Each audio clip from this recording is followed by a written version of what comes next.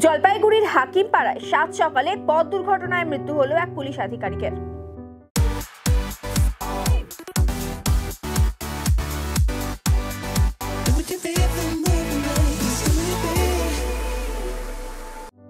মঙ্গলবার সকাল 6:30 নাগাদ জলপাইগুড়ির হাকিমপাড়ায় রাস্তার ডিভাইডারে ধাক্কা মারে পুলিশ আধিকারিকের বাইক। গুরুতর আহত অবস্থায় হাসপাতালে নিয়ে যাওয়া হলে চিকিৎসকেরা তাকে মৃত বলে ঘোষণা করেন। জানা গিয়েছে, জলপাইগুড়িতে মনিটরিং সেলে সাব ইন্সপেক্টর হিসেবে কর্মরত ছিলেন করুণাকান্ত রায়। রাজগঞ্জের তোতাইগাছ গ্রামের বাসিন্দা ছিলেন। পরিবার নিয়ে জলপাইগুড়িতে থাকতেন তিনি। পরিবারে 2 মেয়ে এবং স্ত্রী রয়েছে। সামনেই প্রজাতন্ত্র দিবসের অনুষ্ঠান, সে কারণে প্যারেডে মহড়া করতে সকাল সকাল বাইক নিয়ে যাচ্ছিলেন সদর পুলিশের দফতরে। সেই সময় ঘন কুয়াশার মধ্যে দুর্ঘটনা ঘটে। দীর্ঘ 25 বছর ধরে পুলিশে কর্মরত ছিলেন করুণাকান্ত রায়। করুণাকান্ত রায়ের অকাল মৃত্যুতে শোকের ছায়া পুলিশ মহলে। আমার দাদা জলপাইগুড়ি এখানে ক্রাইম ব্রাঞ্চে থাকে, ঠিক আছে, ক্রাইম ব্রাঞ্চে ডিউটি করে। তো এখানে কোয়ার্টারে থাকে। কোয়ার্টারে থাকার পর আজকে ছিল আপনার 16 জানুয়ারি প্যারেডের প্র্যাকটিস ছিল। তো প্র্যাকটিসে যাওয়ার সময়, তো এখানে প্র্যাকটিসে যাওয়ার সময় গাড়ি করে হেলমেট ছিল এটা বলতে পারতেছি না, কিন্তু এখানে একটা বলে ছিল, ডগ ছিল, ডগকে কাটা যাচ্ছিল। যাওয়ার পর এখানে ছিল ব্যারিকেডের উপরে মাথা লাগে গেছে। মাথা লাগে যাওয়ার পর ওখানে তো আমরা দেখিনি। মাথা লাগার পর ওখান থেকে কোন লোক উঠাই নিয়ে গেছে এটা আমরা দেখছি না, আমাদের কাছে এখনো নাই, পরিষ্কার নাই।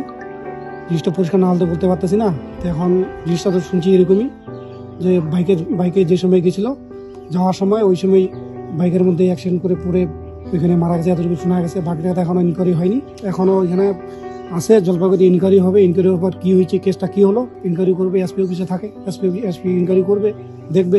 উনি তো কর্মরত আছে, হয়ে গেছে 23 বছর হয়ে গেছে। বাড়িতে আছে, মা আছে, ভাই আছে, তার ওয়াইফ আছে, 2 মেয়ে আছে। কখন জানতে পারলাম, সকালে যখন 8টা বাজে, 8টার সময় জানতে পারলাম। টেলিফোন আসলো বলে এরকম তখন দাদার অ্যাক্সিডেন্ট হয়েছে জলপাইগুড়িতে। তখন অতটুকু শুনতে পারলাম, তারপরে গেলাম। আমি তার ছোট ভাই।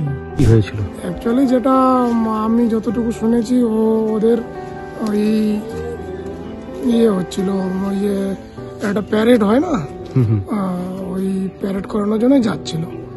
তো ও তো হাউজিংয়েই থাকে, তো ইউনিফর্ম পরাই নাকি ছিল। আমি এখনো দেখিনি, যাইনি। আমি যদি জলপাইগুড়িতে থাকি, আমি ছিলাম না, আজকে রাতে ওখানে ছিলাম না।